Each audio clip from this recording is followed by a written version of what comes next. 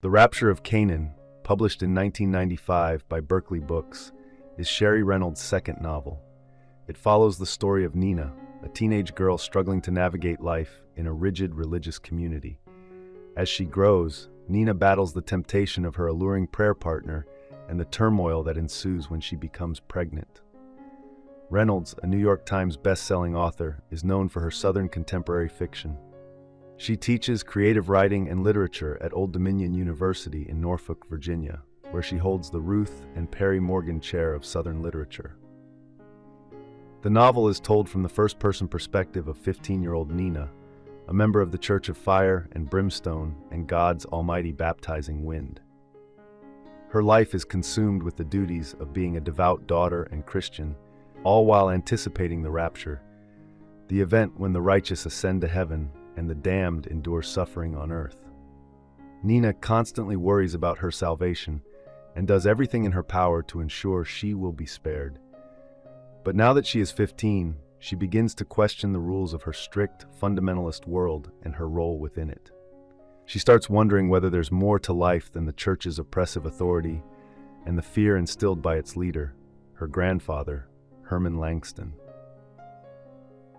Herman founded the church as a form of penance after surviving a war that claimed the lives of his son and friends. He imposes harsh rules, such as prohibiting women from cutting their hair and dictating how the mandatory fines or taxes are used, though it seems Herman pockets the money for his personal use. His punishments are brutal. For example, those who drink alcohol are forced to spend a night in a grave, while anyone who engages with non-church members faces 40 days of imprisonment and starvation. He rules solely through fear, which ultimately becomes his downfall. At 15, Ninah reaches the age where the church expects her to choose a husband, but only from within the community. Herman introduces her to James, her 16-year-old nephew by marriage, and they are made prayer partners. This gives them the opportunity to spend time together, talking to God without supervision. When Ninah meets James, she is struck by his attractiveness and is initially pleased with the arrangement. However, she is also terrified by her growing attraction to him, knowing that any physical contact before marriage is sinful. She believes James feels the same way, which makes their prayer time uncomfortable. In an attempt to keep her thoughts pure, Ninah punishes herself by sleeping on a bed of nettles.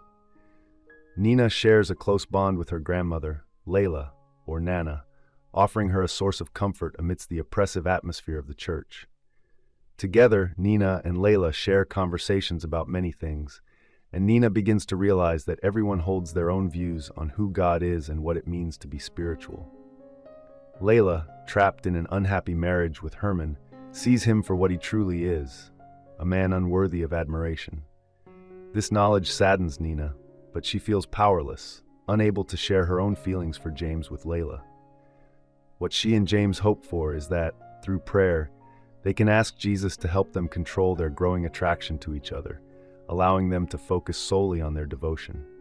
However, their prayer sessions begin to shift from being about God to being about each other. Despite their best efforts to resist temptation, if Layla notices the changes in Ninah, she remains silent. The community is pleased to see that Ninah and James get along well and hope their bond will lead to marriage. The two teenagers can no longer suppress their sexual desires, and, during one of their prayer times, they finally give in. Afterwards, Ninah is filled with guilt, believing she has sinned, even though she truly loves James. She keeps the true nature of their relationship a secret. When Ninah discovers she's pregnant, panic sets in. She knows she can't confide in anyone, but eventually James finds out. Unable to cope with the shame, he takes his own life, fearing he will be condemned on earth when the rapture comes. When the community uncovers Ninah's secret, they turn on her, condemning her for what she's done. She tries to explain that it was through their prayers that Jesus spoke to them, and maybe he is the real father of her child. The tension in the community grows, as not everyone agrees with Herman's harsh treatment of Ninah.